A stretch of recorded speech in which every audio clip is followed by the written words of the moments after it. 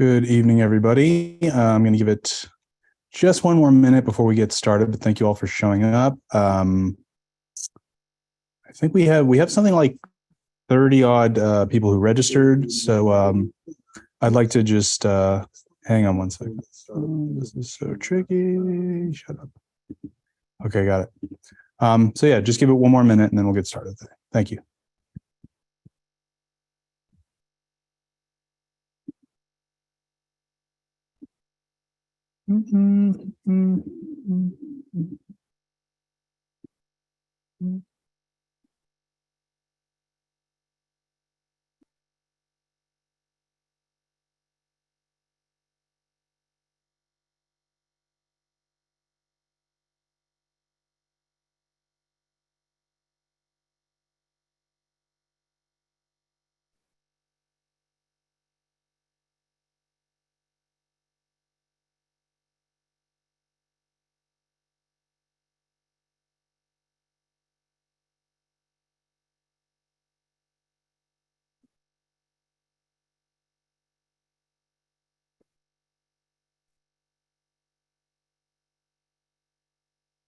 Hello.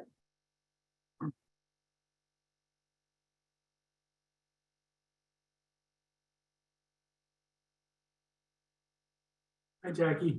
Can you hear me? I can hear you. Yeah. Okay. Figured it out. Yeah. All right. Jackie. Can everybody hear me? Yep. Now can you hear me? I can't hear Michael. I hear you talking, but I can't hear you. I see you talking, Jackie. I see you talking, but I can't hear. You can't hear Can't me? hear anybody. Huh. We can hear you. Hey, Danny. Hey guys. How's everybody doing? Good to see you. Good to see you. Danny, can you hear me? Yep. Yeah, you can hear me, but I can't hear anybody. Is your volume down? That was what was wrong. Oh, technical difficulties. I realized my volume is all the way down. I couldn't hear anybody. That's like you have your phone in your hand. Hey, where's my phone? Where's my phone? My 11-year-old showed me what I was doing wrong. So. Oh, I see why. Okay, now try. Can you hear me? There we go. Okay, got it. Testing 1, 2. Beautiful, beautiful. Thank you all for showing up. Got it all figured out. Okay, so thank you everybody for showing up to Homebuying 101, a seminar for first-time home buyers. My name is Casey Soloff. I'm a salesperson with the Gladden Rohrer team at Compass. I will be your host this evening. I know it's a school night, so I promise I'll try to move quickly through my presentation. And at the end, we can do some Q&A with the panel, try to answer all of your questions about buying a home here in New York. So let's start by introducing my partners for the evening. First up, in this business, I get to work with a lot of great lenders, but very few of them would I describe as a whiz with numbers. But Danny Sassoon at Citizens Bank is a whiz with numbers. And that's why he's always my first recommendation when it comes to mortgages, financing, pre-approval, anything with a dollar sign in front of it. Danny, how you doing this evening? Are you ready to talk about interest rates and inflation and all that really, really fun stuff? Cannot wait. Thank you for having me. But if you're going to be asking me to borrow my money, he said anything with a dollar sign in front of it, not today. Next up, a great lawyer can make or break a deal depending on their expertise and dedication, which is why I asked a great lawyer to be part of our discussion this evening. Jackie Newmark is a partner at the law firm of Wexler and Kaufman, and she's rarely seen away from a closing table, but here she is tonight. Hi, Jackie. How's it going? Good. Thanks for having me as well. No problem. Thanks for joining us. Next up, he's the man who puts the Gladden and the Gladden Rohrer team, a longtime resident of Brooklyn who has helped to sell and buy properties all around the city. He acts, he plays guitar, he rides a skateboard. There's nothing he can't do. Please welcome Mr. Calvin Gladden. Say hi, Cal. Hi, Cal. And finally, he started selling real estate in the city over 20 years ago and just never stopped. He's even got a townhouse of his own right in Park Slope. He's one of the most knowledgeable agents I've ever met in the business, and I'm glad to be on his team. Ladies and gentlemen, Michael Rohrer. Michael, how you doing? I'm great. Good to see you. Good to see you. So now a very quick note about Compass before we jump into this. After only 10 years, Compass has become the #1 residential brokerage in the United States. We do more than Corcoran, we do more than Elliman, we do more than Brown Harris Stevens, who I recently found out is over 150 years old. And we've barely been around for a decade. So that's something we are extremely proud of. We're also the top brokerage in the city when it comes to listing count. And in 2021 alone, we sold over $245 billion in real estate. Again, this is only after a decade, just 10 years. So we are soaring right now. It's because of our leadership, our principles, and especially our technology is attracting not only agents, but also sellers in droves from the more traditional brokerages in New York. We're able to do our job more quickly and efficiently than anyone else. And it makes things not just easier for us, but it makes us better agents for you, our clients. Now, I promised a quick and simple evening. So here's what I want to cover. First, I want to discuss really what the most important question is, the question I'm sure you've all been asking yourself. Does it make sense for me to buy? Next, I want to talk about the different kinds of properties to buy here in New York, basically the differences between condos and houses on the one hand and co-ops on the other. And finally, I'd like to talk about what the buying process looks like from start to finish. So let's start with the first and most important thing. Does it make sense for you to buy? Not just anyone, but you in particular. So if you want to live in New York City, as far as I'm aware, you have to do one of two things. You have to either rent or you have to own. And assuming you're all online at 7:30 on a Thursday night to tune into a first-time buyer seminar, I'm guessing you've not yet bought and you're currently renting. So now when you get that rent confirmation email each month, or you see that line on your bank statement that lets you know your money's been withdrawn, I'm sure it's occurred to you to ask, could you be paying at or around the same amount of money each month and be earning equity in your home by buying instead of renting? But the question you should be asking isn't really whether or not you can buy. The question is whether or not it makes sense for you to buy. So now as tenants, I'm sure you know that renting has its advantages. The biggest one is that you can leave whenever you want to. You can try different neighborhoods. If you move to Dumbo because of the views, but realize after a year that the bar and the restaurant scene kind of sucks, you can just pick up and move to Park Slope or Prospect Heights. If you move to a 1-bed and after a year you want to start a family, you can just leave for a 3-bed. There's no muss, no fuss. You can leave as soon as your lease expires without any kind of obligation. Another pro is that you can save up money to buy. If you leave this seminar convinced that buying does make sense for you, but you don't quite have the funds to put down the money you kind of need to put down for the type of home you want, you can always rent a place that gives you the time to do that.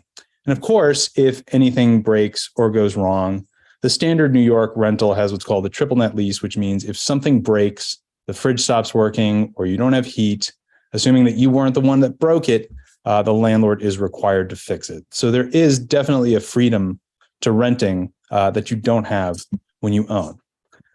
However, there are some pretty glaring downsides that make it ultimately more beneficial, in my opinion, to own your own place. For one, the rent could and likely will go up every time you renew your lease. That can be if you're in a rent stabilized apartment and you're limited by the Rent Guidelines Board. It can only be raised by 1% or 2% or even more, I think now.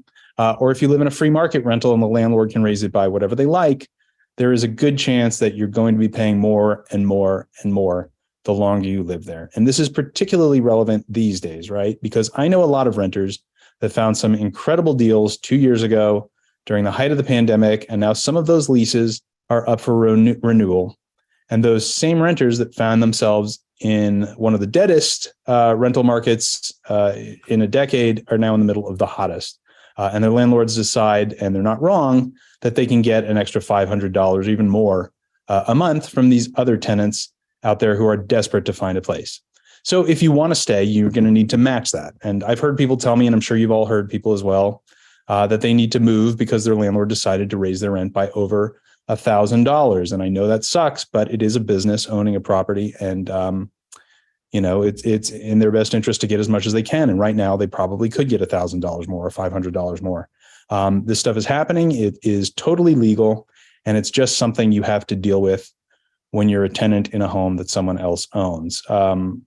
Another thing that I didn't write down here, but is a current thing that happened to me recently. is I placed tenants in an apartment building, and almost immediately after they moved in, the landlords or the owners of the building decided that they wanted to sell the building. So these folks had paid a broker fee, they had paid moving costs, and then after only a few months, they found out that at the end of their 1-year lease, they're going to have to move. That's something that happens. That's a major con that comes with renting. It's not something that happens when you own, of course. No one's going to be kicking you out or selling out from underneath you. Another con, of course, is when you leave your apartment, when you rent, you leave with nothing. You have earned no equity in your apartment, and all of the money you spent on rent now belongs to someone else. End of story. So I sat down and thought about it. I do this every time. I've lived in Brooklyn going on 20 years now. I'll be 20 years in June, 6 different apartments in that time. And I sat down and did the math. And normally I throw this one to Danny because he actually got this right once. So how much, Danny, do you feel like you're up for guessing? 20 years, 6 different apartments. Right now I'm in a duplex. You have any idea how much I've spent over the past 20 years in rent? Oh, I got this right once, and then I got it horribly wrong the next time. So I'm going to say 300,000. No, you got it way wrong. Nope, way off. The brain. You asked me last time at 6 p.m. Now it's 8 p.m. My brain's gone. Yeah, $482,400, a roundabout. So I've spent over $480,000 over the past 20 years to live in New York City. And how much equity have I earned?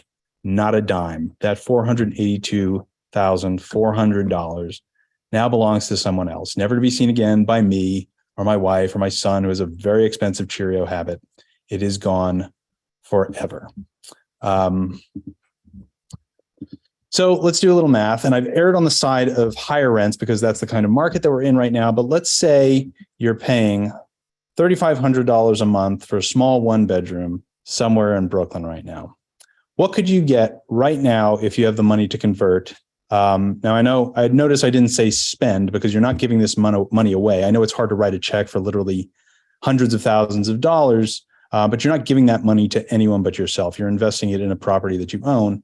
But what could you get if you have the money to convert to a down payment on a home in Brooklyn? So assuming you're paying $350,000 a month in rent and you want to keep those monthlies to $350,000 to pay off mortgage payments, you're looking at about a 5% mortgage rate. You're looking at about a $650,000 loan. And assuming you've put 20% down, that means you're looking at properties in the price range of $812,000. So right now on the market today, 140 8th Avenue, Unit 1J is a 1-bed, 1-bath in Park Slope that you can buy for $649,000. 457 State Street downtown, 1-bed, 1-bath for $660,000. 87 Remsen in Brooklyn Heights, Unit 4F is a 1-bed, 1-bath in one of the most desirable neighborhoods in Brooklyn for $750,000. So that doesn't even make the $812,000 that we already have for $350,000. So does it make sense? If you have the down payment, maybe it does. Let's step it up a little bit. Let's say that we're spending $5,000 a month for a slightly less small 1-bedroom or even a 2-bed. Right now, that would mean for $5,000 a month, you'd be paying the mortgage payments on around $925,000 loan, again at 5% interest. And assuming you've put 20% down, that means you're looking at properties around $1.2 million. So right now, 372 DeKalb, Unit 2A in Clinton Hill is a 2-bed, 2-bath for only $950,000. 412 7th Avenue, which is on the southern end of Park Slope. Unit 4R is a 2-bed, 1-bath for $949,000. And this really, really charming apartment at 44 Cheever Place, Unit 301. This is just the bedroom. It's a 2-bed, 1-bath, is only $1.1 million. Now let's go crazy. Say you're shelling out $6,500 a month for a 2-bedroom apartment in an apartment that must be much prettier than mine. So for $6,500 a month at 5%, you're paying the mortgage payments on about $1.2 million loan, which means assuming you put 20% down, puts you in the $1.5 million range. Right now at 125 Eastern Parkway is a duplex, a 3-bed duplex, 2-bath for 1.375. 315 St. John's Place in Prospect Heights, Unit 5A is a 2-bed, 2-bath for about 1.4.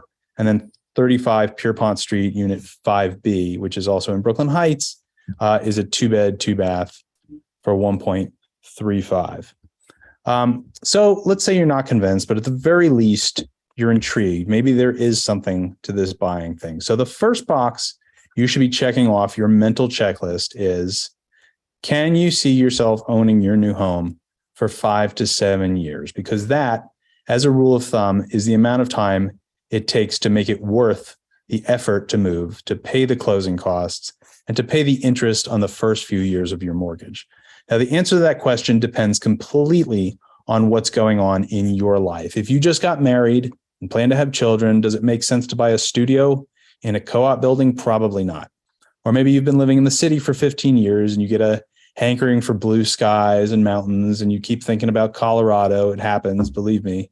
Then maybe it's not the right time. Maybe you need to wait.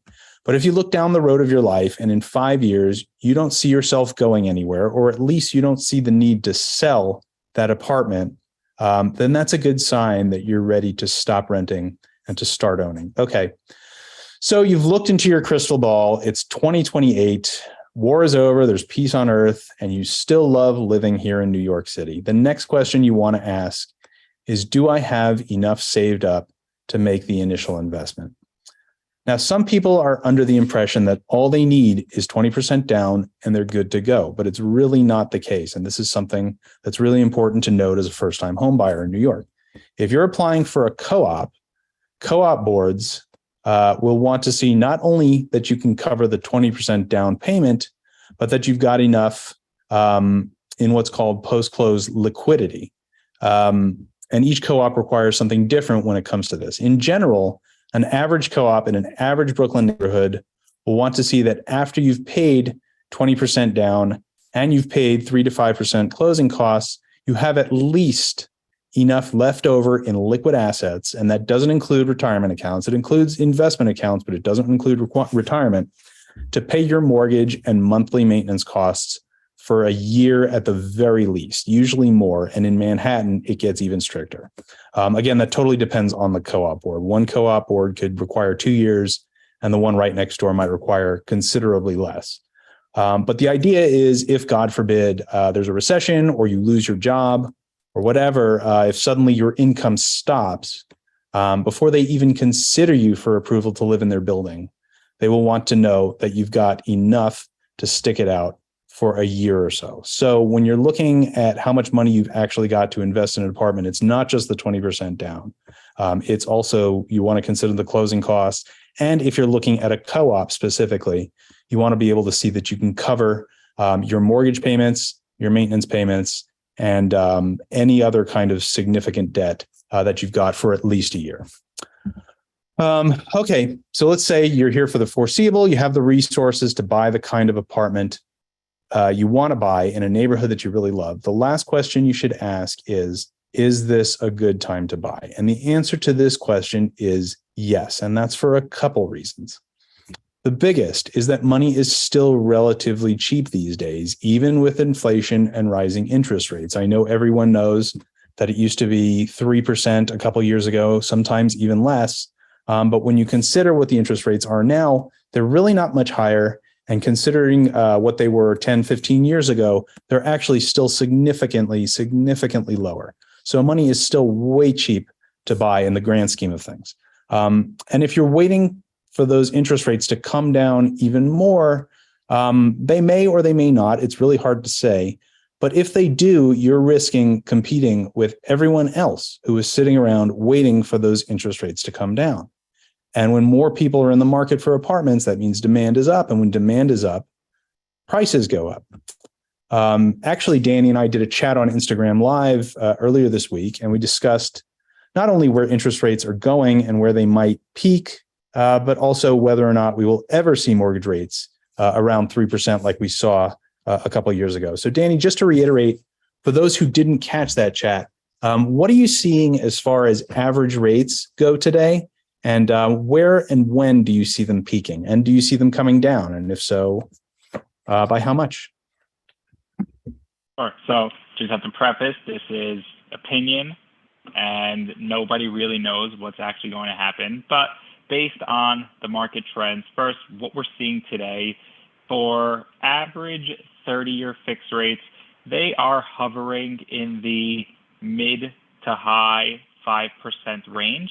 And the average adjustable rate mortgage, for those that don't know, the difference between a fixed rate mortgage and an adjustable rate mortgage is that as opposed to a 30-year fixed where your rate is fixed for all 30 years and never can change, an adjustable rate mortgage, while also a 30-year mortgage, will have the interest rate fixed for a set period of time. In this case, let's say 10 years. So the first 10 years of your loan, you'll have the same fixed rate. Now, those rates are in the low 5% range on average today versus a 30-year fix, like I said, in the mid to high 5% range. So you could save nearly a full percentage point by going with what's called an adjustable rate mortgage versus a fixed rate mortgage. Now, these are, of course, higher than they were last year, but they are, like Casey said, still relatively low. Now, the consensus is that we will never see the rates we saw at their bottom. We will never see 30-year fixed with a 2 in front of it. In all likelihood, we probably won't even see them again with a 3 in front of it. The hope and projection is a settling of interest rates likely in the mid 4% range when they do start to come back down. When will that happen? It looks like maybe in the next year to 2 years, we might see those rates start to come to that level. Will they still creep up a little bit more, get back into the 6s like they were? It's possible over the next few months. The Fed is still wavering back and forth. But it seems like a healthy point where they will likely end up settling, whether it's a year, 2 years, 3 years, would be in that mid 4% range. Got it. So you're saying that at the moment, most interest rates that you're giving are somewhere in the 5s. And so the risk of waiting in the case that, as Danny predicted, that they're going to come down somewhere in the 4s, is that you're going to be competing at that point with everyone else who is sitting there waiting for the interest rates to come down into the 4s. And we've seen a little bit of that in the past couple of weeks. Interest rates did dip a hair. Danny, you and I discussed this a little bit. And suddenly, as soon as they did, mortgage applications went up 25-30%, right? So it didn't even take until they went down a full percent or into the 4s in order for the demand to shoot through the roof. All it took was a little bit of a dip, and we saw that almost immediately in the amount of mortgage applications. That's correct? Yes. Yep. Got it. Okay, so that's something to consider. Second, you may have heard it, and it is true, prices are slightly down in New York. The rising interest rates have begun to do their job in combating inflation. However, while real estate may dip in New York, it never really dives. It's not a bubble that's going to burst one day. Suddenly you're going to be getting apartments in Park Slope or Brooklyn Heights for a steal. There's not going to be some point where that happens. They are down a little bit now. And as I said, interest rates are still really affordable. This may very well be the best discount you can expect to get. That's not a promise that I can make or that anyone can make. But in my opinion, my professional opinion, when prices are down like they are right now and demand is still reasonable, and mortgage rates are still at a very, very sensible rate, now it definitely makes sense to buy. It is an excellent time to get in. So if you have the money to put down and the money to cover the closing costs and the money to cover the post-close liquidity in case you want to buy a co-op, it may be a good time. But the most important question really is if it makes sense for your life plans. So if that's the case, if you have all of those things checked off, then there really may not be a better time to buy than right now. Okay. So I'm going to take a breath. I'm going to take a drink. And let's get ready to move into part 2 of the evening, which is the difference in properties. Now, forgive me if you know this already, but this is a seminar for first-time home buyers. So I'm going to get very, very basic here and break down exactly what kind of places you can find here in New York City. So forgive me if this is stuff that you already know, but I'm sure there are some people here who don't. So if you're buying in New York, you are either buying a co-op, which is now something like 65% of apartments in the city. It used to be much more. You're buying a condo, or you are buying a house or a townhouse. Now, some differences in there might be obvious, but others might need some explanation. So here we go. Now, the main difference between the two, and some of you might know this because this really is Home Buying 101, is that when you buy a condo or a house of some kind, you are buying real estate. Sorry. It's simple. It's the same as if you were buying 10 acres in the middle of Connecticut. You own real property with a title and a deed. In a co-op, the situation is different. The real estate, which is in this case, the apartment building, is owned by a corporation. So the only real estate involved here is the actual building. And the only owner of that building is the corporation that owns it. So when you buy into a co-op, if you buy an apartment in a co-op, what you're doing is you're not buying real estate. Like I said, the only real estate is the building. The only owner is the corporation. What you're doing is you're buying shares in that corporation. You become a member of that corporation. You become a partial owner. And the shares that you hold entitle you to live in a certain apartment in that building. In fact, I found out recently that the actual relationship between a co-op owner and the co-op board is actually classified as a tenant-landlord situation, even though it is, by all, for all intents and purposes, ownership of an apartment. So that's a very, very legal distinction, but it does go to show that it is slightly different when you buy a condo or a co-op. Another difference is the amount that you pay every single month. In a condo or a townhouse, since it's real estate, again, just like if it's a 10 acres in Connecticut, you pay real estate taxes every month. And in a condo, not a house, because there's no common areas in a house, but in a condo where you're sharing a building with several different people, you share common areas with those people, gyms, doormen, supers. You share common elements.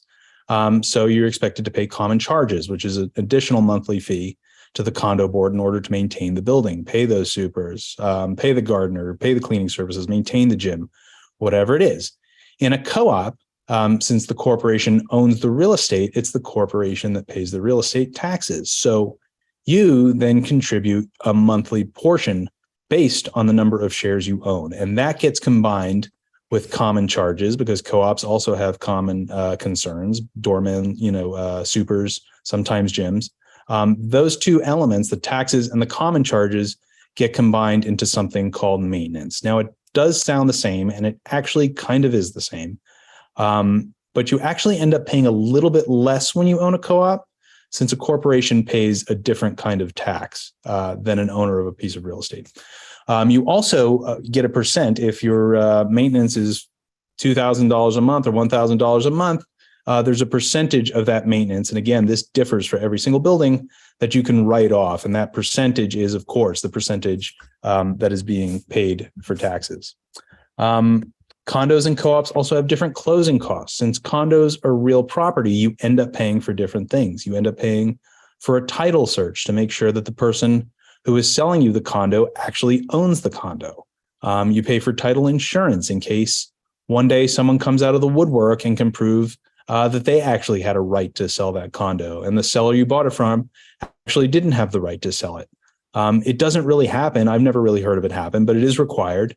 And you also pay for a mortgage recording fee, which is required by the state. Now, in a co-op, there's really no question who owns the property. The corporation does. As I said, the only real estate is the building. The only owner is the corporation. So it's much easier to prove ownership. You do pay for a lien search to make sure that no one has a lien against the property, but that's much, much cheaper. So in general, we ballpark closing costs for a co-op at around 3%. And for condos and for townhouses, we ballpark around 5%. So I'm going to turn this over to Jackie for a second. Jackie, can you talk a little bit about some of the issues that you've come across at closing or even after closing, some of these legal issues or some of these line items like title search and insurance and all of that have actually proven to be of the essence in a home purchase?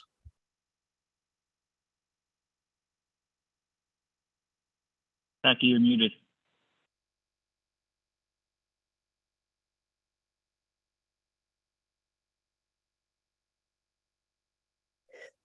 Hold on. Okay, you there? You're good now. Okay, I wasn't being allowed to unmute. Sorry about that. So yeah, you want to know just any sort of post-closing issues that arise as a result of title searches, or just anything that can come up? Why don't you just talk about anything? There's an informational seminar. In general, I was asking, because of these different aspects that you have to pay for when it comes to condos or townhouses, just want to know, have you ever seen something like that come up? Have you ever closed on an apartment where it turned out that somebody came out of the woodwork and said that person had no right to sell the apartment? Yeah, so it does come up, very infrequently. So, the first question that a lot of new buyers ask is, why do I need title insurance? It's super expensive. It's regulated by New York State. It's based on the purchase price, but when you need it, it's good to have. So I've seen it. A couple of examples are if you're buying a piece of property from an estate and the will wasn't properly passed through probate, there could be issues with heirs coming out, children, half siblings or whatnot, saying, hey, I actually owned a piece of that. So they're trying to claim ownership or at least get paid out for their portion of the property. Something that does happen, again, not that often, but mortgages, right? So the mortgages are recorded against the property. Those get paid off at closing. Title company won't insure until everything's paid off or there's proof of payment. But if the owner went and took out a home equity line 3 weeks before the closing and didn't have time to get recorded because New York is so backed up with recording, and stopped paying that, when the bank catches up and forecloses, this new owner is going to have some liability because they're purchasing it with a foreclosed mortgage. And then even with a co-op, even though it's not real property, what you do is, as you were explaining, you're not buying real property, but you're buying shares in the corporation. And so what you want to do is make sure that your shares are unencumbered. There's no liens against them. So you do need to run a lien search, like you said, and it's much less expensive, but you have to make sure everything is paid off, whether it's home equities, mortgages. So same sort of situation, but a little bit easier to clear. And then, so those are like title issues that can arise after. But if you've got, your attorney who reviews the title search, if you're financing, Danny and his team will also review the title search. So there's a couple of layers of protection to make sure nothing slips through. And if something does, the title insurance protects you. So the title company will defend any lawsuits. But as far as some post-closing issues, it comes down to the walkthrough with the broker. If you're at a walkthrough, you're not paying attention, and then 2 days later there's a leak that happened to be there, you've got no recourse, right? Everything sort of needs to be discovered prior to closing or at the closing table, because in New York real estate, nothing specifically survives the closing unless it's purposely listed in the contract. But so, and all those things can be resolved, but I'd say, the most important thing is to purchase title insurance to get ahead of any sort of title issues or unrecorded liens, or if contractor did work to the unit or the house and they went to file a mechanics lien, that could become your headache as well. Got it. Yeah.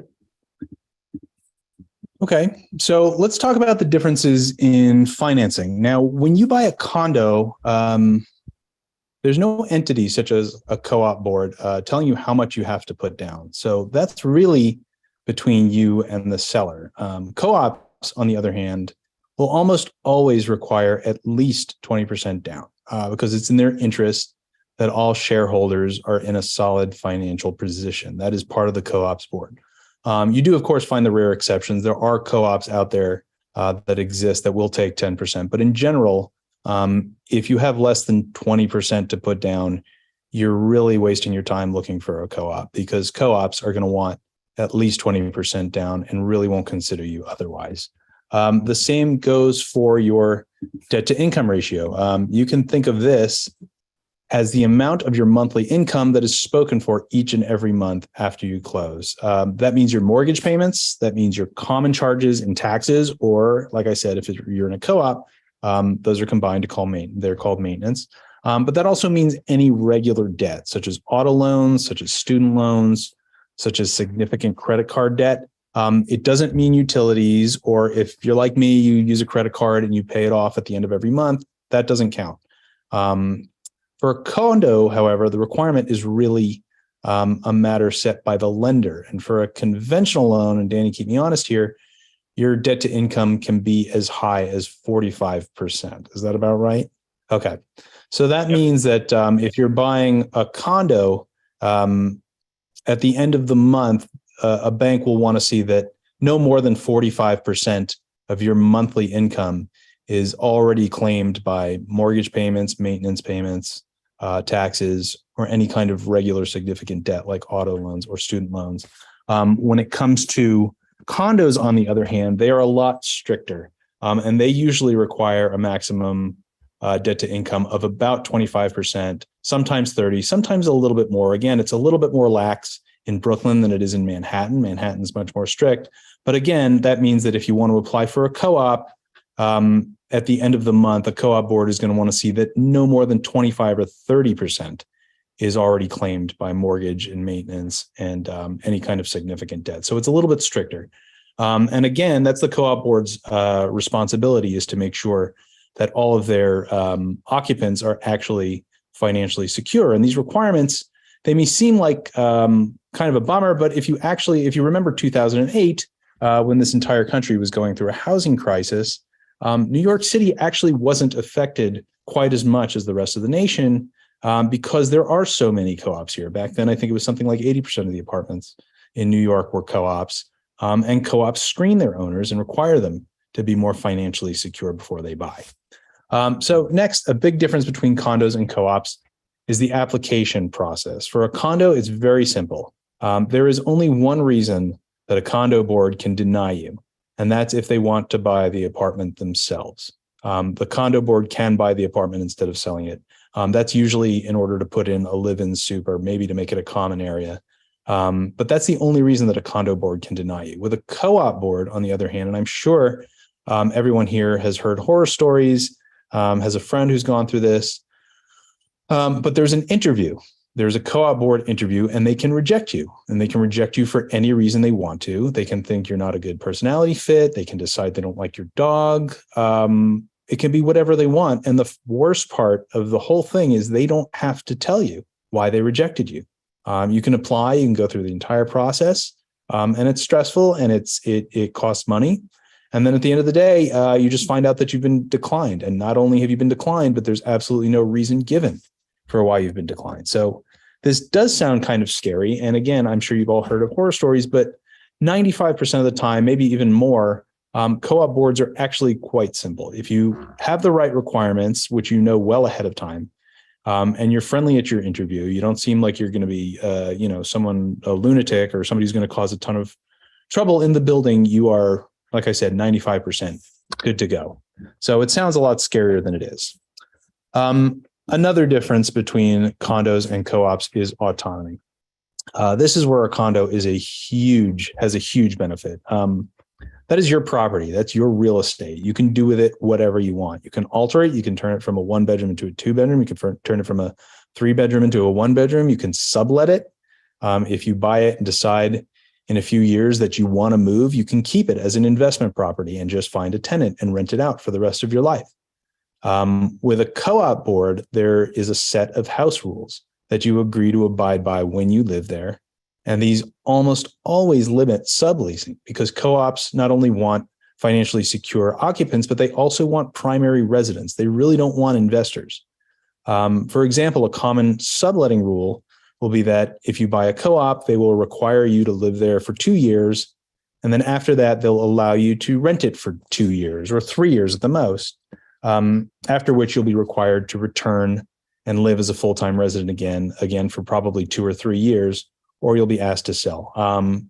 You also have to have any kind of renovations or alterations approved by the co-op board. If you do want to put a wall up in between a 1-bedroom apartment and turn it into a 2-bedroom, you have to go through the co-op board in order to secure that. So which one is better in the end? The answer really depends on your life and what you're looking for. If you find a condo that costs a little bit more, but it's right in a neighborhood you love, and you think maybe you're going to move in a couple years and you still want to own it, because it's a good investment, then it's worth it to buy a condo. And on the other hand, if you find a great co-op with sound financials and you're not allowed to sublet, but you don't really plan to sublet, you plan to live there for 5 to 7 years without any kind of interruption, then co-op is a great choice. So it really depends on you and your life. Okay, not too bad. 40 minutes in. We're almost there. By the way, if anybody has any questions, feel free to throw them in the chat. I know everyone's been muted. We have a decent turnout here, which I'm really happy to see. If anybody has any questions, we'll be doing a Q&A right after this section. And I will be happy to address any kind of questions that I see in the chat and throw them to the lawyer, the lender, the real estate agents, whoever is appropriate for. So let's assume now that after you've seen all of this, you decide that it makes sense to buy and you understand what you're getting into and you understand what kind of property you want. So let's talk about what buying actually looks like. The first step is to find yourself an agent. I'm not sure where you're going to find one of those. I don't know if you've seen one. Oh, there's one right there. It's me. Here's an agent you can work with. I would be happy to talk to you after this if you feel that's what you'd like to do. But having an agent on your side is always a big help because yes, we can help you with your search. But I'm sure you're spending most of your time at work searching Street Easy anyway. So our job is actually quite a bit more than that. And for example, we get listings before they've been seen by the public, which, believe it or not, could make a huge difference. Real estate moves very fast in New York, and having a few days lead time could make actually a big difference on the kind of place that you want. Another thing is we guide you through the process, which can actually be kind of overwhelming and complicated. It's something that we dedicate our lives to. It's something we've made a profession of. It's not something that, real estate is not something you buy on Amazon. You click a couple buttons and that's that. There are problems that pop up that we're familiar with. There are things that need to be taken care of. As Jackie said, there are certain things that have to happen before a property is closed. And if you don't know what to look for, you could really screw yourself. So that's our responsibility as well. We are there for the negotiation process for when it's time for you to make an offer. We're familiar with what properties are worth in the area, the type of property that you're buying, in the type of a building that you're looking for, in the neighborhood you're looking for. It's something that we specialize in. We do it every day. We are emotional support, and this is often the biggest purchase of somebody's life. So it only makes sense that it would cause quite a bit of stress. So we are there to keep your eye on the big picture, which is that this is a smart investment for your future. Another big thing is we can connect you with the right people. As I mentioned, Compass is a heavyweight in the New York real estate market. The people we work with, the lawyers, the lenders, the contractors, they have an interest in making our clients happy because that could mean recommendations to our colleagues. And if they screw up and ruin something, then their reputation within our brokerage is tarnished, and that could cost them a lot of business. So we know the type of people who are going to get the job done. Let's see. And here's the best part about having an agent is that it costs you absolutely nothing. It doesn't cost you $1. The broker fees on a sale in New York City, and from what I understand, pretty much everywhere, are paid entirely by the seller in a sale. So when you think about it, you have absolutely no reason not to have an expert and an ally on your side during the biggest purchase of your life if it doesn't cost you a dime. So let's say you and I talk, we like each other, you decide that I'm the right agent to help you out.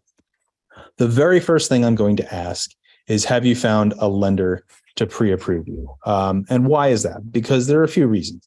For one, it shows that you've got some skin in the game. I'm sure you can imagine that a lot of people just want to window shop because it's fun to visit properties, and it is fun to visit properties. I love it myself. It's one of the things that I really love about my job. But some of the folks that show up at apartments have no actual serious interest in buying, and that's totally fine. There's nothing wrong with looking. But if you want an agent to spend their time planning, searching, calling, connecting, then it's important for us to know that you've at least taken the small amount of time, and it really doesn't take much, to speak to a lender and find out what you can actually afford, and that there's a lender that's willing to lend you the money to buy it. That's, of course, if you're not paying all cash.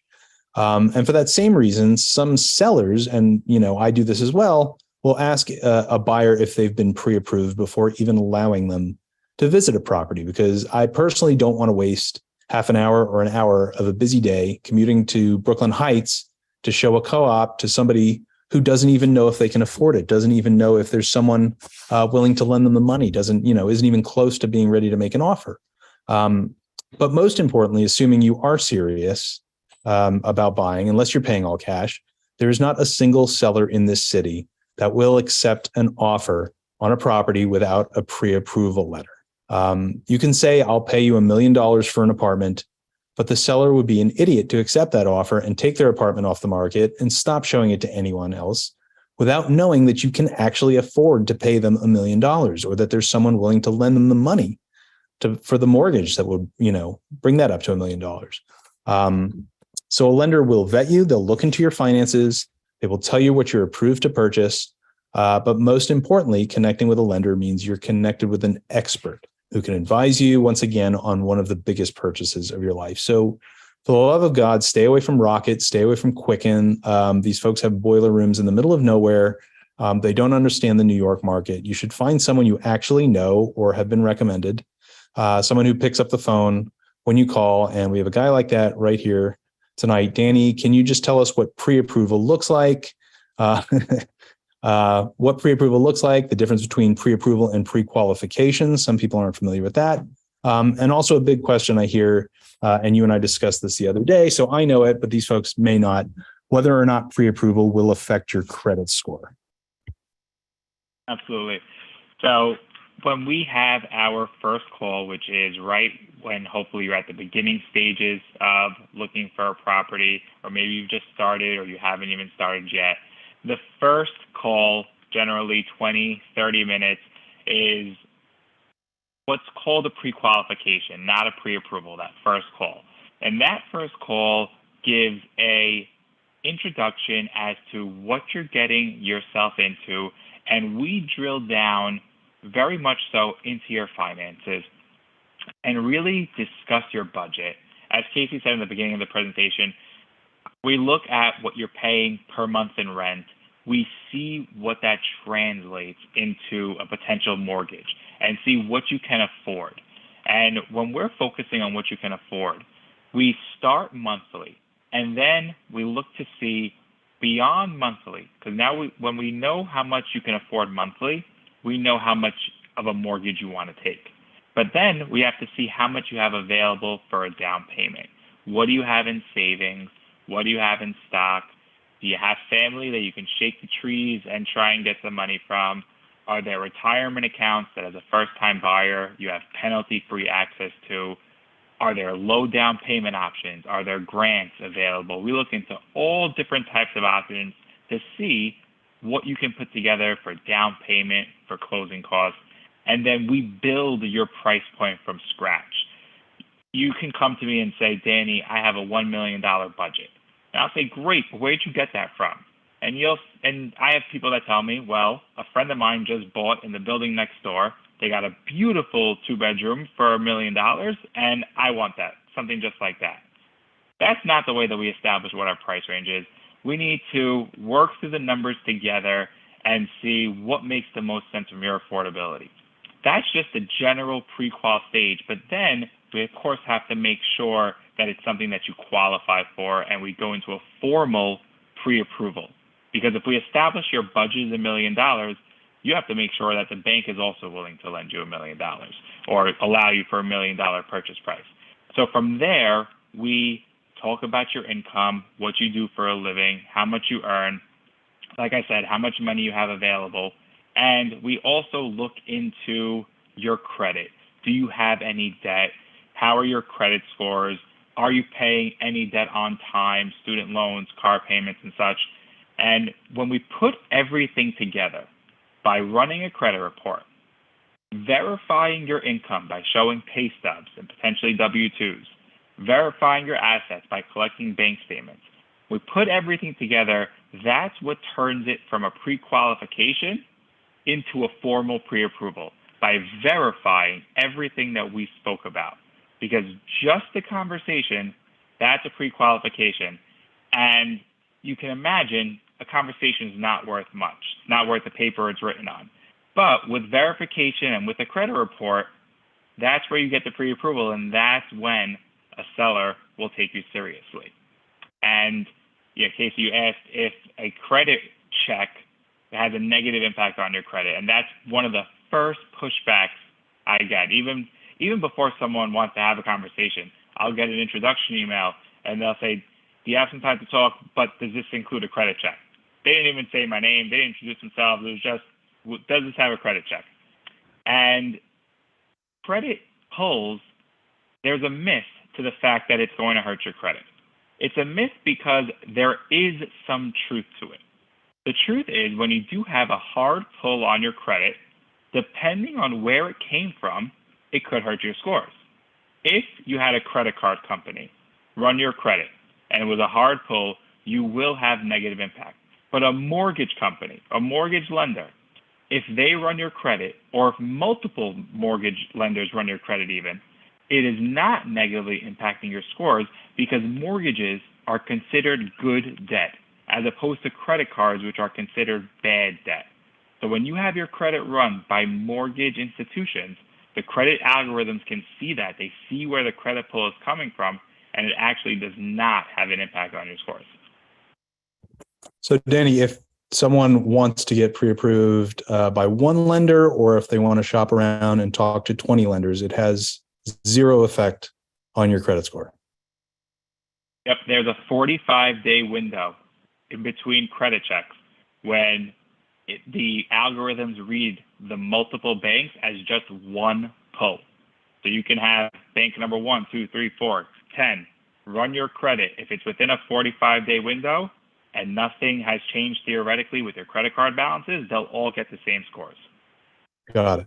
Well, can't be any clearer than that. All right. So say you've got an agent, Danny's pre-approved you. Now it's time for the search to begin. Finding the right apartment can take months, or it can happen on the first day. It all depends on what you're looking for and what your timeline is. In any case, it is a collaborative effort because yes, I'm going to send you every unit that comes on the market that fits the neighborhood and the budget and the style that you and I have worked out. But let's be honest, you're going to be spending way too much time during the day at your desk checking out Street Easy, and that's fine because I can send you every 2-bed, 2-bath, and Fort Greene that pops up on the market, but you're the one who's going to look at the pictures and say, yes, this is a 2-bed, 2-bath, and Fort Greene that I would love to live in, or no, this is a 2-bed, 2-bath, and Fort Greene that just isn't right. I just picked Fort Greene. There's, it has nothing to do with Fort Greene. But I'll be sending you listings for sure, but you'll also be sending me listings, and we'll be going to open houses and on private appointments together just to get a feel of what's out there. So let's say that you and I start our search. We've been looking for weeks, maybe months. We've been going to open houses. We've seen some properties you kind of like. We've seen some other properties that you kind of don't.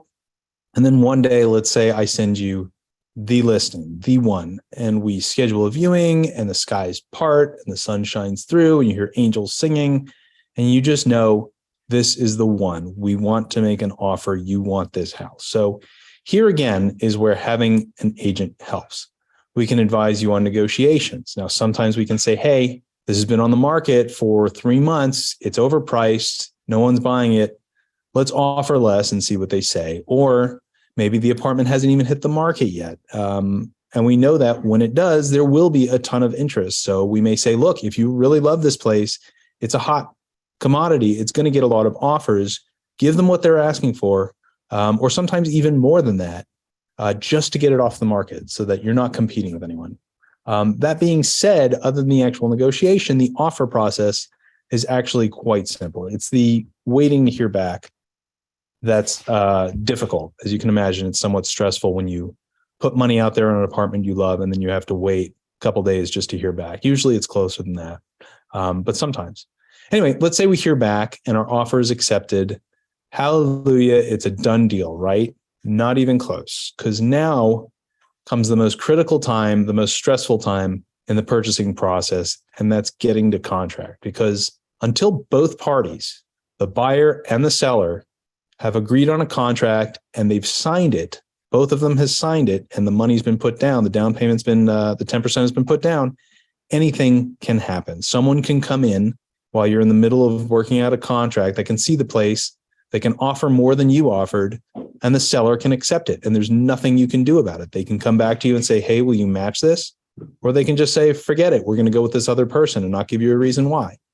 So the first thing the seller's agent is going to ask after an offer has been accepted is, who's your client's attorney? Because it's important to speak to an attorney ahead of time. So as soon as you have an accepted offer, your attorney is ready to talk to the seller's attorney. And it just so happens we have an attorney here today. So Jackie, can you speak to what a typical contract negotiation looks like, what the timeline looks like, and you can talk specifically about what due diligence is and what that accomplishes. Okay, yeah. So first, easy enough is when you're purchasing a house, there's less due diligence that we do. As your attorney, I would pull some of the building records, the certificate of occupancy to make sure the legal use is exactly what they're representing it, send you the tax page. But it's really, it's pretty straightforward. And then we're just working through the contract with the seller's attorney. In New York, the seller's attorney drafts the initial contract. I'll review it with my client on the phone, and we'll go through a couple of rounds. For a condo and a co-op, there's a lot more due diligence involved prior to signing the contract. So what we do for either of those two types is we review all of the building materials, so that the documents that actually created the condominium or the corporation. We review the board minutes just to make sure we understand the chatter of what's going on in the building, because you may love the unit, but if the building is talking about big projects, we want to know, how are they going to finance those? Have there been issues in the past? Is there any litigation against the building? We also review the last 2 years of audited financials just to make sure, again, that it's, buildings run at a deficit, but that it's not a pattern. And if it is, how are they going to approach that and fix it? So you don't sign a contract until we've completed all the due diligence. It sort of drags out the process because we're relying on management companies to get us all the information. I would say from accepted offer to contract signing, it's usually about 7 days. The magic is nobody wants to go through a second weekend because the sellers start to get a little anxious and want to either have another open house or entertain other offers. And so we do all of that first so that there's no surprises when they're pulling title or after closing. You move into a condo and all of a sudden they're talking about increasing common charges by 15%. You'll have all this information and you probably will tweak your offer depending on what results from the due diligence review. Great. Thank you. So I see we're running a little short on time, so I'm going to try and pick this up. So let's say that we've gotten into contract, you've made your offer, Jackie's worked within 7 days. Both buyer and seller have signed the contract. It's official as long as your application is accepted by the condo board or the co-op board and your lender issues a commitment letter, that apartment is yours. So in the case of a condo, as I said, the application process is actually fairly simple. With a co-op, it can be a little trickier. And again, this is where having an agent comes in really handy, because with your help, of course, we're the ones who prepare the board applications. And that's no small feat, believe me. The co-op board application is the bane of most agents' existence. But we print everything out. We make copies of it. We put divider pages in where divider pages go. We put them in binders. We make sure every I is dotted, every T is crossed, because if you submit an application to a co-op board and they find that one letter on one page or one number on one page doesn't match a number on the other page, you're going to get it back. Not necessarily going to reject you, but it's going to delay. They're going to send you the application back and make sure you have to do it again. And that adds sometimes 3 or 4 days to it, sometimes more. And not only that, a co-op board can reject you for any reason they want to, remember, and not even tell you what the reason was. So when you apply, you want it to be as absolutely perfect as possible. So a typical period between signing a contract and closing is about 45 to 60 days if you have a lender. This allows ample opportunity to get your application together, for the board to meet, and for your lender to issue their final commitment, which means no takebacks. They're ready to lend.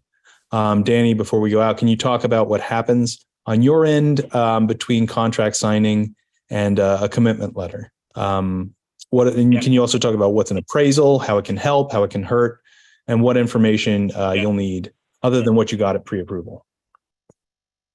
Sure. So now we're beyond the pre-approval stage. We're going into the full approval stage. And the very first thing we do is order an appraisal. What is an appraisal? This is when the bank is verifying that the price of the home that you're paying is in fact the true value of the home. If you're in contract to buy an apartment for $1 million and you're financing 80% or taking an $800,000 mortgage, in the bank's mind, they're lending you $800,000 off of the value of the home, not necessarily the contract price, because that number could be arbitrary. So where do they get this value from?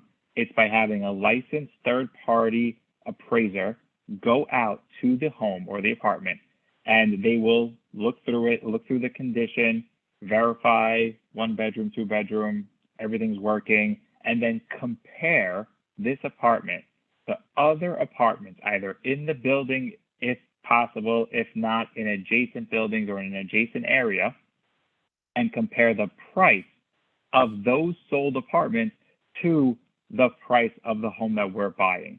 And that's how they determine, okay, I've seen 4 to 6 sales in the area for very similar apartments in similar condition. They all sold for a median price of around $1 million. Then so too now we can verify that our home that we're buying is worth $1 million. And the reason why that's crucial is because in the rare but not impossible event that the appraiser determines the value is lower than the contract price, that changes how the bank does their financing. Because if the value instead of $1 million in the appraiser's mind is $950,000, now that $800,000 mortgage that the bank was initially planning on giving you, now that has to be changed because that was off of a $1 million value. Now they're lending you $800,000 off of a $950,000 value. That's no longer 80% financing, that's 82% financing. And in some cases, that could be a deal breaker. So it's very important that we do this right at the beginning to know what that value is going to be. And like I said, it is rare that the value will come in lower than the contract. And if it does, sometimes we know it's going to happen if it was a bidding war or if it's a unique property. So we're prepared for that. But it's crucial, and it is probably the most important piece of the loan approval process is getting that appraisal done. So that happens right away. Ideally, it's completed and reviewed and approved within the first week or two. Once we have that, now your file, which comprises of your financial documents and your credit, is along with the appraisal is going to be submitted to an underwriter to review and approve. And that is where they issue what's called your loan commitment letter or your initial conditional approval. That usually happens these days within a couple of weeks of when you have your contract, so about maybe a week after the appraisal comes in. But within 2 to 3 weeks, you now have a pretty firm approval, not final, but a pretty firm approval. And we take then the next 3 to 4 weeks to turn that pretty firm approval into a final approval by finalizing whatever conditions the underwriter might have to get you what's known as clear to close. Those conditions can be as simple as moving money from a stock account to a liquid account, getting a gift from family, verifying some explanation as to, maybe you had a deposit that they didn't recognize, they might want to know what it is. But the other major crucial part is if you're buying a condo or co-op, then similarly, like you as buyers have to meet certain financial and credit guidelines, buildings, co-ops and condos themselves also need to be approved by banks and meet certain financial criteria. So we, along with Jackie, review the condo and co-op's financials. We send them a questionnaire, similarly like we would send you an application, and we make sure that the building, just like you, is vetted and approved. This process, along with just the general approval process from start to finish when you're on contract, takes about 6 weeks on average from contract until you get what's known as clear to close. And once we have that, the fanfare goes off, and when you get that clear to close, now pass over to schedule the closing, and that's when you're just steps away. Fantastic. All right. So let's say your application was approved by whatever board you've applied to. The lender is committed. 45 to 60 days have passed, and it's time to close. Closing usually happens at an attorney's office. Usually involves a cast of characters that Jackie's more than familiar with. So when someone gets to the closing table, Jackie, who's usually there, and what can they expect to happen? So typically it is the buyer's attorney, the seller's attorney, the title company, and an attorney who's representing the lender. And the seller, not much work to be done on the seller side, but as a buyer, you're signing all of your loan documents. So you come to the table clearly knowing what your loan amount is, what your interest rate is, what fees that you would have paid, but there's a stack of documents. About 3 of them are important, and the rest of them are just, sorry, Danny, are just nonsense disclosures that probably were the result of some sort of lawsuit, and that's why they have us sign them. But the only important document from the bank's end is the note, which outlines what you're responsible for, your total payment, your monthly payments, your interest rate, the terms of the loan, and when the payments due. You're going to see the deed, which is your ownership document, and then a couple of title affidavits. So you're signing documents, which takes half an hour, but for some reason, the closing takes 2.5 hours by the time we get approval from the bank and everything is sort of signed. You'll also want to think, if you're buying property with somebody else, how you want to own that property. There's different legal ways to hold it. And once you've signed and everything is done, you walk away with the keys, and that's really the last step of the process. Yeah, the keys are the most fun part. Usually it's a pretty boring thing, isn't it? Closings. What? Yes, it is very boring. Brokers have started coming back though, which is nice. For a while during COVID, they weren't. So at least you can provide some entertainment. Absolutely. Every now and then I would come with a champagne bottle. Right. That again. So just to summarize, and again, thank you all for hanging in there. It's 8:36. It's been just over an hour. But just to summarize, there are 3 aspects you really want to consider before you buy a home. You want to know first if it makes sense. Again, if you can see yourself there for 5 to 7 years, or at least holding it in the case of a condo where you don't have to necessarily live there. Can you afford it? And that includes all kinds of closing costs. And is it a good time to buy? And I think we've shown, and if we haven't, please let me know, because it's fairly clear in my mind, and I'm happy to explain it, that it is quite a good time to own or to buy. We've discussed the difference in properties. We talked about a co-op board, how that is an ownership of shares in a corporation versus a condo or a house, which is actually real estate with a deed and a title.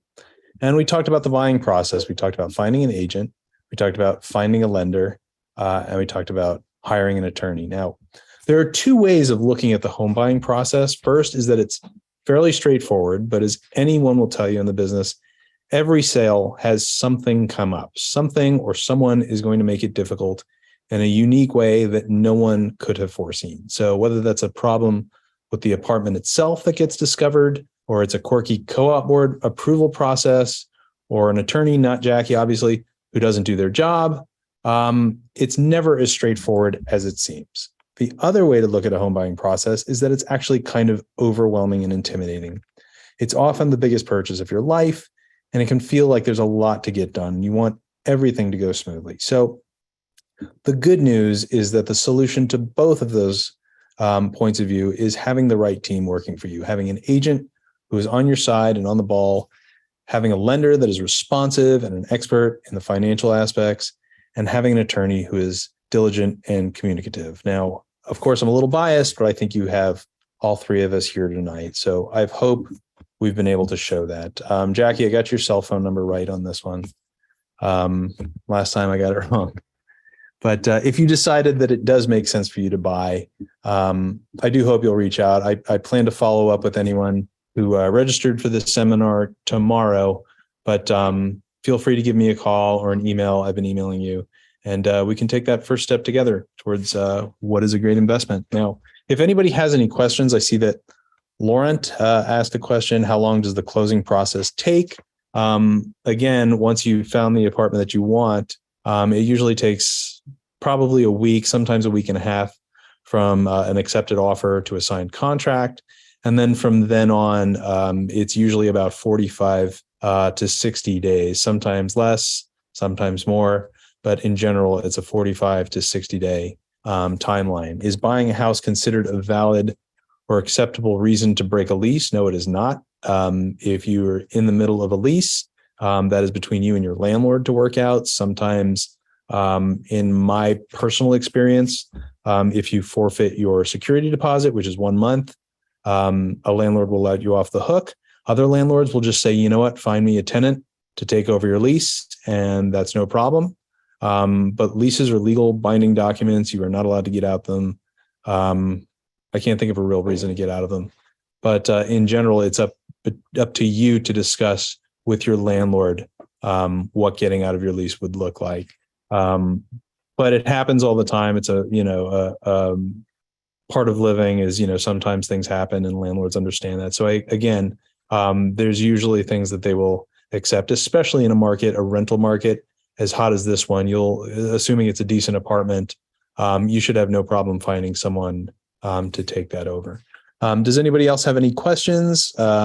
Cal, Danny, Jackie, any further comments before we let you go? Doesn't seem like it. Cal is trying to say something. Christopher also. Sorry. All There you right. go. Am I unmuted now? Yep. You had like the nobody could unmute function on, Casey. That was pretty I know, hardcore. I know. Yeah. I mean, you have our attention. All right. No, I just wanted to say that, first of all, amazing job. And also, with all these things that come up, I've been doing it for over 15 years. There's always a curveball that comes up. And the most important thing, besides being as chill as you can, is to communicate as quickly as possible when things come up. Talk things out. And that actually goes to that question about dealing with a landlord. You're in a current lease right now, you're looking to buy. You can initiate the process, but then when it comes down to it, a lot of it has to do with, as Casey, as you were saying, what's your personal circumstance? What's your relationship with the landlord? Have that discussion, because most landlords are pretty happy when people find an actual home to go to.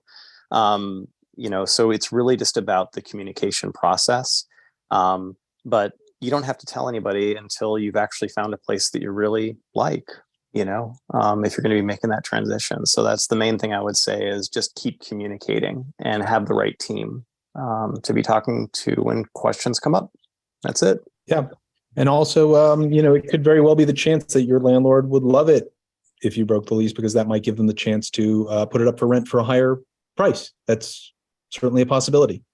So you never really know. It's obviously a case-by-case basis. Some landlords may not want you to leave. Other landlords would be like, sure, absolutely, no problem. It works for both of you. So when we bought our first apartment, we bought in a co-op in Kensington. Actually, we moved over from Astoria to Kensington.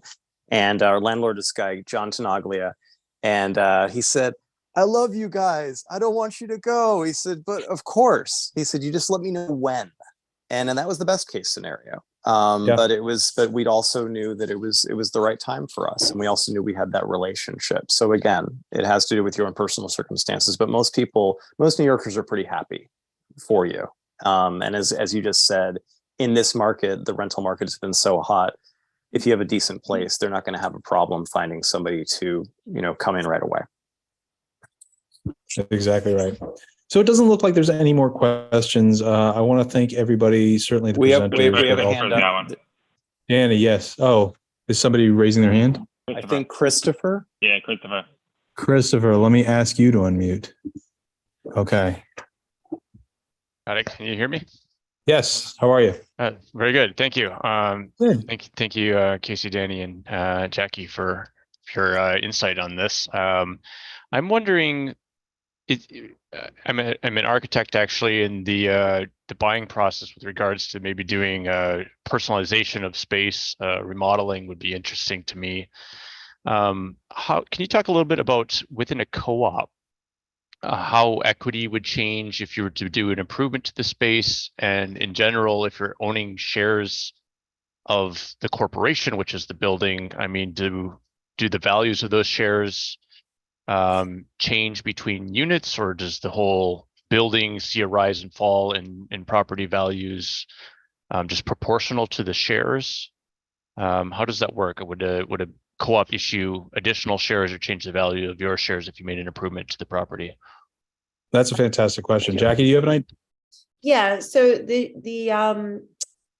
each unit has its own value. So each unit is separately appraised and has its own value. So if you're doing alterations to the unit and improving it and adding a new kitchen, or somehow renovating it, your unit will go up in value. The shares are, every corporation has their number of shares. Your shares are related to the size of the unit. So you don't gain more shares by doing a renovation. You would gain extra shares if you were to combine units. So if you did a combination of two, you would then acquire more shares. Your stock certificate would either be combined or they'd issue a new one. But there definitely is value. The issue is doing the alterations in a co-op. They just have a lot more guidelines, and in a condo, they have alteration agreements that you have to submit, signed off, by an architect, which would be easy for you. You've got to pull permits, same as in a condo, but they have to approve all of your plans. So it's a longer process rather than just getting in there and starting to renovate right away. Every co-op's a little different, but the board just won't look at your plans. They may say you have to wait for the next meeting, but there is definitely value to improving a co-op unit. Yes, go for it. Keep He's talking. muted again. Oh, is he? Okay, I'm sorry. That is hardcore. Thanks. Yeah, it keeps. Sure. I guess after I talk, it's like you're done. Yeah. With regards to the maintenance fees, then are those based on the value of the property, or they're based on the shares of the property? No. Yeah, go ahead, Jackie. Yeah, I mean, the maintenance is also depending on a number of shares. So every maintenance is, say, $3 per share. So the larger apartments, the maintenance goes up. The maintenance is not related to the value of the unit. And then the maintenance will increase if the building is running at a deficit and they need more money, or there's a big project coming up. So in order to raise capital for it, they would increase the maintenance. But each unit has the same per share dollar, and then depending on the size and number of shares. Okay, so if for instance you invested $10 million in your studio apartment, it's not suddenly that your maintenance fee is going to be a higher percentage of that. It's just based on. Okay, all right. Thank you very much. Yeah, sure. Sure. Anybody else have any questions? Is there any? Cal, you raise your hand. I've got to unmute you. This is ridiculous. Go for it. Sure. I just wanted to piggyback on that, and Christopher, on your question. The first building we bought in was a co-op, and then I was asked to run for the board at a certain point, which I did, which was a huge service commitment, but it really got me a chance to see things from the other side. And then while I was there, I eventually was the president on the board. And in general, anybody who was looking to improve their apartment, we were huge fans of, because if you increase the value of your apartment, you basically were in fact increasing the perception of value in the entire building. That being said, a 2-bedroom that was beautifully renovated on a high floor with great views might be worth, if it was renovated, might be worth $300,000 more than a similar 2-bedroom on a low floor with no views and no light. So you also had to be realistic, and that's also sort of so basically it's also, when you ask yourself, if you're looking to put the money in to improve it, you don't want to say over improve a place that it's just, you know what I mean? Like, unless you're doing it for you. If it's the place that you're going to be, it's your forever home, then go for it, But in general, once you get through that it sounds a little bit scary, because you do have all these sets of eyes looking on it to approve your alteration agreement. But in general, people want to see the building improve, and they're going to be all for it. They just want to see it done responsibly, which, when you think about it, is a great thing, because you don't want people just doing work on their homes and breaking a water main and flooding the apartments downstairs. So that's the checks and balances are in place for a reason. That's it. Great. Got the thumbs up. Anybody else? Going. Okay. People are starting to drop out, which means I think we are done. Thank you, everybody. Thank you, Jackie, Danny, Cal. Thanks everybody for joining up. Absolutely. And yeah, absolutely. I will follow up with everyone who's been on this call, everyone who emailed me, but feel free to reach out to me ahead of time to discuss if that's what you'd like. So thank you again, everyone. Thanks. Have a good